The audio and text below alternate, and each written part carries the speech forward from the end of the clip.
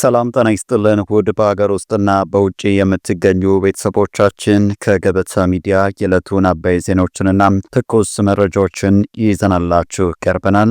አብራችሁን ቆዩ። በቅድሚያም ዋና ዋናዎቹን ጉዳይ ግብጽ ኢትዮጵያ ላይ ክስ መሰረተች። ሀገሪቱ የህዳሴው ግድብ ላደረሰብን ጉዳት ኢትዮጵያ ካሳ ትክፈልን ብላለች። ግብጽ አዲስ ክስ ያሰማችው ከሰሞኑ ዶናልድ ትራምፕ በአባይ ጉዳይ ግብጽን የሚደግፍ አስተያየት ከሰጡ በኋላ መሆኑ አነጋጋሪ ሆኗል። ይዘነዋል። በሰሜን ኢትዮጵያ የተከበረው የጥምቀት በዓል ፖለቲካ የተጫነው ሆኖ አልፏል። ጥምቀትን በሽረ ያከበሩት የትግራይ ክልል ጊዜያዊ አስተዳደር አቶ ታደሰ ወረደ ተፈናቃዮች ወደ ቀያቸው እንዳይመለሱ የምታደርጉ ወዮላችሁ ሲሉም ዝተዋል። በዓሉን በተከዜ ወንዝ ላይ ያከበሩት ኮሎኔል ደመቀ ዘውዱ ደግሞ የህወሓትን መንገድ መከተል የበለጠ ጥፋት ያስከትላል፣ በአንድነታችን ነጻነታችንን እናስቀጥላለን ብለዋል። በመረጃችን ተካቷል። የቀድሞ የፔንታገን ከፍተኛ ባለስልጣንና የአሜሪካ ኢንተርፕራይዝ ኢንስቲትዩት ከፍተኛ ተመራማሪ ሚካኤል ሮቢን የአሜሪካው ፕሬዝዳንት ዶናልድ ትራምፕ የሀገሪቱን ብሔራዊ ጥቅም ለማስጠበቅ በኤርትራ ፕሬዝዳንት ኢሳያስ አፈወርቂ ላይ ቆራጥ እርምጃ መውሰድ እንዳለባቸው አሳስበዋል። እስከ ዝግጅታችን ፍጻሜ አብራችሁን ስትቆይ የምታደምጡት ሌላኛው ጉዳይ ነው።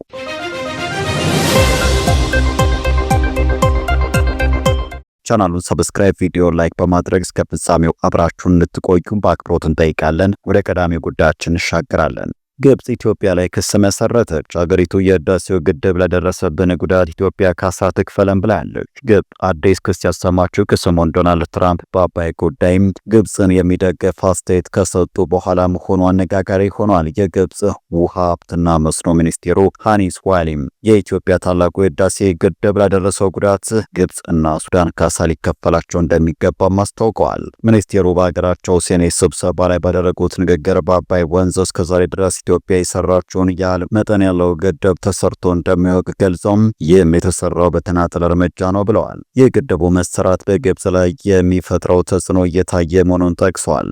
አገራቸው ከአባይ ውሃ ላይ የነበራትን 55 ቢሊዮን ኪዩቢክ ውሃ ወደ 38 ቢሊዮን መቀነሱን አስታውቀዋል። ጨምሮም እኛ የአባይ ወንዝ ድርሻችን 55 ቢሊዮን ኪዩቢክ ቢሆንም የሀገራችን የውሃ ፍላጎት ግን 88.5 ቢሊዮን ኪዩቢክ ነው ብለዋል። ንግግራቸውንም ሲቀጥሉ ያለብንን የውሃ ፍላጎትና አቅርቦት ችግር ለመፍታት አሁን በየዓመቱ 23.2 ኪዩቢክ ሜትር ውሃን መልሰን እንጠቀማለን።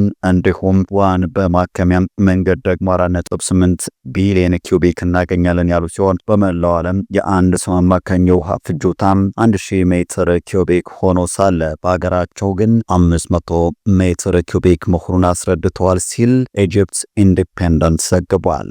በቀጣይ መረጃችን በሰሜን ኢትዮጵያ የተከበረው የጥምቀት በዓል ፖለቲካ የተጫነው ሆኖ አልፏል። ጥምቀትን በሽረ እንዳስላሴ ያከበሩት የትግራይ ክልል ጊዜያዊ አስተዳደር አቶ ታደሰ ወረደ ተፈናቃዮች ወደ ቀያቸው እንዳይመለሱ የምታደርጉ ወዮላችሁ ሲለውም ዝተዋል። የትግራይ ክልል ጊዜያዊ አስተዳደር ፕሬዝዳንት ሌተናንት ጀነራል ታደሰ ወረደ ተፈናቃዮችን ወደ ጸለምት የመመለስ ተሞክሮን ውድቅ አድርገዋል። ፕሬዝዳንቱ በጸለምት የተሞከረውን የተፈናቃዮች የመመለስ ሂደት ከታሰበው ተቃራኒ ውጤት የሚያመጣ ሲሉ በመግለጽም አካሄዱ በሌሎች አካባቢዎች ሊደገም እንደማይገባም አስጠንቅቀዋል።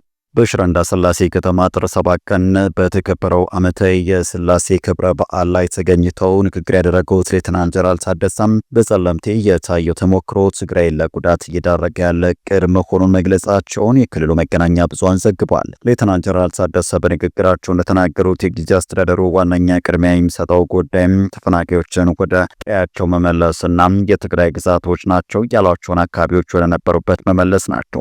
እነዚህን ችግሮች በሰላማዊ መንገድ መፍታት ቁርጠኛ መሆናቸውን የተናገሩ ፕሬዝዳንቱ ነገር ግን ሰላም በተፈናቀሉ ማህበረሰቦች ወይም እስካሁን በቁጥጥር ስር ባሉ አካባቢዎች መስዋዕትነት ሊመጣ እንደማይችል አስጠንቅቀዋል። በዓሉን በተከዜ ወንዝ ላይ ያከበሩት ኮሎኔል ደመቀ ዘውዱ ደግሞ የህወሓትን መንገድ መከተል የበለጠ ጥፋት ያስከትላል፣ በአንድነታችን ነጻነታችንን እናስቀጥላለን ብለዋል። ያለፉት 27 ዓመታት የህወሓት የስልጣን ዘመን የቅኝ ግዛት ነበረ ሲሉም ገልጸዋል። በህወሓት የአስተዳደር ወቅት የወልቃይት ህዝብ ሃይማኖታዊ በዓሉን በፈለገው ቋንቋና ባህል እንዳያከብር ነጻነት ተነፍጎም ቆይቶ ነበርም ሲሉ አስታውሰዋል። አንድ በመሆናችንና በመተባበራችን ነጻነታችንን አውጀን አማራዊ ማንነታችንን አስከብረን በፈለግነው ቋንቋ፣ አለባበስና ባህል የአደባባይ በዓልን ለማክበር በቅተናል ሲሉም ተናግረዋል። የወልቃይት ጠገዴ ህዝብ አማራዊ ማንነቱን በህግ አግባብ ለማጽናት እየሰራ ነው ሲሉ ቀጥሎም ዛሬ እንደ ትናንቱ አንድነታችን አጠናክረን ልንቀጥል ይገባልን ብለዋል። የወልቃይት ጠገዴ ህዝብ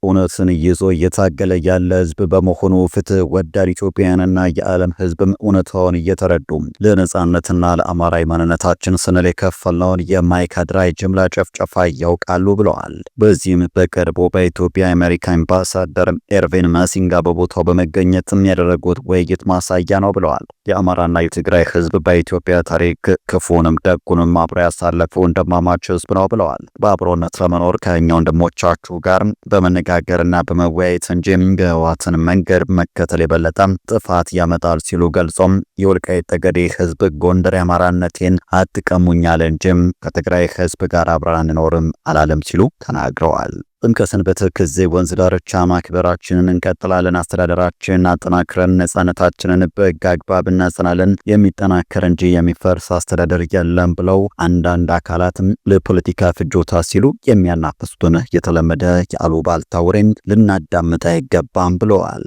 ወደ ቀጣዩ መረጃ እናመራለን። የቀድሞ የፔንታገን ከፍተኛ ባለስልጣንና የአሜሪካ ኢንተርፕራይዝ ኢንስቲትዩት ከፍተኛ ተመራማሪ ሚካኤል ሮቢን የአሜሪካው ፕሬዝዳንት ዶናልድ ትራምፕ የሀገሪቱን ብሔራዊ ጥቅም ለማስጠበቅ የኤርትራው ፕሬዝዳንት ኢሳያስ አፈወርቂ ላይ ቆራጥ እርምጃ መውሰድ እንዳለባቸው አሳስበዋል። ተመራማሪ በዋሽንግተን ኤግዛሚነር ባሳተሙ ጽሑፍ አሉ። ትራምፕ ለአሜሪካ ዘላቂ ጥቅም ቅድሚያ የሚሰጡ ከሆነ በኤርትራ ላይ ለውጥ ማምጣት እንደሚጠበቅባቸው አመላክተዋል። ሮቢን ለፕሬዝዳንት ትራምፕ ሁለት አማራጮችን አቅርበዋል። ፕሬዝዳንት ኢሳያስ በገዛ ፈቃዳቸው ስልጣን ለቀው ወደሚፈልጉት ሀገር እንደሚሰደዱ ማድረግ፣ እንደ ቀድሞ የቬኔዙዌላ ፕሬዝዳንት ኒኮላስ ማዱሮ ሁሉ የኤርትራው ፕሬዝዳንት በቁጥጥር ስር ውለው ለሕግ የሚቀርቡበትን መንገድ ማመቻቸት። ሚካኤል ሮቢን ፕሬዝዳንት ኢሳያስ አምባገነን ሲሉ የገለጹ ሲሆን የእሳቸው በስልጣን ላይ መቆየት ለአሜሪካ ስትራቴጂካዊ ጥቅሞች እንቅፋት መሆኑን ተከራክረዋል። እንደ ተመራማሪው ገለጻ አሜሪካ በቀይ ባህርና በአፍሪካ ቀንድ ያላትን ተጽዕኖ ለማጠናከር በኤርትራ በኩል ያለ የፖለቲካ አየር መቀየር ይኖርበታል። ይህ አስተያየት የመጣው አሜሪካ በአፍሪካ ቀንድ ባላት የውጭ ጉዳይ ፖሊሲ ላይ የተለያየ ክርክሮች እየተደረጉ ባለበትም ወቅት ነው። በተለይም የዶናልድ ትራምፕ አስተዳደር ወደ ስልጣን ከተመለሰ በኋላ አሜሪካ ትቅደም የሚለው መርሆች በአምባገነን መሪዎች ላይ ምን አይነት ተጽዕኖ ይኖረዋል የሚለው ጉዳይ የብዙዎች መነጋገሪያም ሆኗል። የኤርትራ መንግስት እስካሁን ለዚህ ለሚካኤል ሮቢን ጽሑፍ የሰጠው ይፋ ምላሽ የለም። ሆኖም ኤርትራ በተደጋጋሚ መሰል አስተያየቶችን በሀገር ውስጥ ጉዳይ ጣልቃ መግባት በሚል ስትኮንን መቆየቷም ይታወሳል። በመጨረሻም የተባበሩት መንግስታት ድርጅት ተመድ ዋና ጸሐፊ አንቶኒዮ ጉተሬስ አሜሪካ ዓለም አቀፍ ሕጎችን ከመከተል ይልቅ ለራሷ ኃይልና ጉልበት ቅድሚያ እየሰጠች ነው ሲሉ ወቀሱ። ዋና ጸሐፊው ይህንን ያነሱት ከቢቢሲ ጋር በነበራቸው ቆይታ ነው። የአሜሪካው ፕሬዝዳንት ዶናልድ ትራምፕ የተመድን ውጤታማነትና ዓላማ አስመልክተው ለሰነዘሩት ትችት ምላሽ የሰጡት ጉተሬስ ድርጅታቸው እንደ አሜሪካ ባሉ ታላላቅ ሀያላን ሀገራት ዓለም አቀፍ ሕግን የማስከበር አቅም እንደሌለው አምነዋል። የሕግ የበላይነት ወይም ፓወር ኦፍ ሎ በጉልበት የበላይነት ወይም ሎ ኦፍ ፓወር መተካት አለበት ብለው የሚያምኑ አሉ ያሉት ዋና ጸሐፊው የአሜሪካን ወቅታዊ ፖሊሲ ሲመለከቱ ዘላቂ የሆኑ የጋራ መፍትሄዎች ፋይዳ እንደሌላቸውና ዋናው ነገር የአሜሪካን ጉልበትና ተጽዕኖ መጠቀም ነው የሚል ጠንካራ እምነት እንዳለም በግልጽ ይታያል ብለዋል። አያይዞም አሜሪካ አንዳንዴም ከዓለም አቀፍ ሕግ ይልቅ የራሷን ጉልበት እንደ መለኪያ እንደምትጠቀም ተናግረዋል። ጉተሬስ በቃለ ምልልሳቸው የተመድን የጸጥታው ምክር ቤት ወቅታዊውን የዓለም እውነታ የማይወክልና ውጤታማነቱን ያጣ መሆኑን ተናግረዋል። በተለይም አምስቱ ቋሚ አባል ሀገራት አሜሪካ፣ ሩሲያ፣ ቻይና፣ እንግሊዝና ፈረንሳይ ያላቸው ድምፅን በድምፅ የመሻር መብት ሀገራቱ የራሳቸውን ጥቅም ብቻ እንዲያራምዱ እድል እንደሰጠ ጠቁመዋል። ዋና ጸሐፊው ምክር ቤቱ ተቀባይነት እንዲኖረውና የመላው ዓለም ድምፅ እንዲሆን ከተፈለገ የአባላት አወቃቀሩ መሻሻልና የቤቱ አጠቃቀም ሊገደብ እንደሚገባ ምክር ሀሳብ አቅርበዋል። በጋዛ ስላለው ሁኔታ ሲናገሩም እስራኤል እርዳታ እንዳይደርስ ተመድን ተጠያቂ ማድረጓን ጉተሬዝ አስተባብለዋል።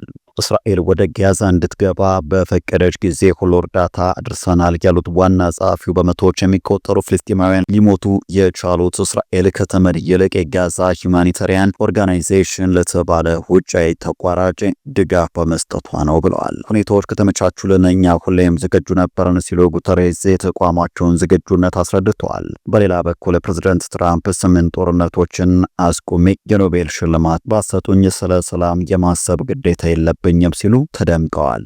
የአሜሪካው ፕሬዝዳንት ዶናልድ ትራምፕ ይህንን መልእክት ያስተላለፉት ለኖርዌይ ጠቅላይ ሚኒስትር በጻፉት ደብዳቤ ነው። ጃንዋሪ 19 ለጠቅላይ ሚኒስትር ጆናስ ጋር ስቶር በጻፉት በዚህ ደብዳቤም የእርሱ አገር እኔ 8 ጦርነቶችን አስቆሜ የኖቤል የሰላም ሽልማት ሊሰጠኝ አልቻለም ብለዋል። ስለዚህም ስለ ሰላም የማሰብ ግዴታ እንደሌለብኝ ይሰማኛል ማለታቸውን አጃንስ ፍራንስ ፕሬስ ዘግቧል። የዜና አውታሩ ይህንን ደብዳቤን እንደተመለከተው ገልጾ በኢሜይል በተላከው ደብዳቤ ላይ አሜሪካን ግሪንላንድን ለመቆጣጠር ያላትን ፍላጎት በድጋሚ ማስታወቃቸውንም አስረድተዋል። ትራምፕ በደብዳቤ ቸው ላይ ዴንማርክ ያንን መሬት ከሩሲያና ከቻይና መጠበቅ አትችልም ማለታቸውን የጠቀሰው ዘገባው ጨምረውም ዴንማርክ የግሪንላንድ ባለቤት መሆኗን ጥርጣሬ ውስጥ የሚከት ሐሳብ እንዳሰፈሩም አስታውቀዋል። በዚሁ ደብዳቤ የግሪንላንድ ባለቤትነታቸውን የሚያሳይ ሰነድ የለም፣ ከ100 ዓመታት በፊት ጀልባቸውን አስቀምጠዋል፣ ያኔ እኛም ጀልቦቻችንን በቦታው አስፍረን ነበር ያሉት ትራምፕ ግሪንላንድን ሙሉ በሙሉ አሜሪካ ካልተቆጣጠረች የዓለም ደህንነት ይጠበቅ እንደማይሆን አስረድተዋል። የኖርዌይ ጠቅላይ ሚኒስትር በሰጡት መልስም አገራቸው የኖቤል ሽልማትን እንደማትሰጥ ገልጿል። በጻፉት የመልስ ደብዳቤም ትራምፕ እንደሚያውቁት ሁሉ ሽልማቱ የሚሰጠው በገለልተኛ የኖቤል ኮሚቴ ነው እንጂ በኖርዌይ መንግስት አይደለም ማለታቸውን የዜና ምንጩ አስረድቷል። ውድ ተመልካቾቻችን ለዛሬ ያዘጋጀንላችሁ አበይት ዜናዎች እነዚህ ነበሩ። ገበታ ሚዲያን ሰብስክራይብ በማድረግ ቤተሰብ ይሁኑ። ጤና ይስጥልን።